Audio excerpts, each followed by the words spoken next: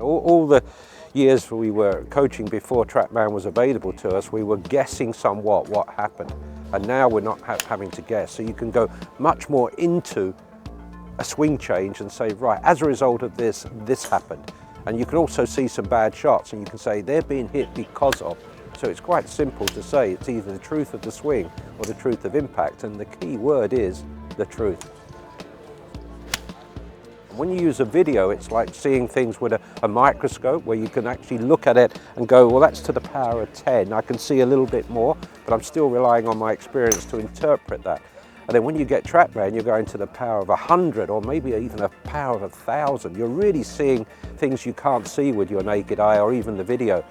And the important thing then is, again, it relates back to my experience. What do I know that I can help the player using these informations, you know? Then, well, a summary of using TrackMan with different players, and not just on the tour, is fitting into what their needs are. So you might have a player who's highly technical, highly aware of all the things that are happening in his swing, and obviously then wants to know what's happening through impact. And then another player might be more of a sort of so-called feel player where he doesn't think so much about the technique, doesn't worry so much about the numbers, but wants his coach to know. So it's either you speak with the player or you look at the numbers, look at the information, and then bring them separately to the player. So some like to be with numbers, some like to be without the numbers, but they all need to get impact right. Some people have been critical of the way in which it's almost now like you just have to get numbers on a computer.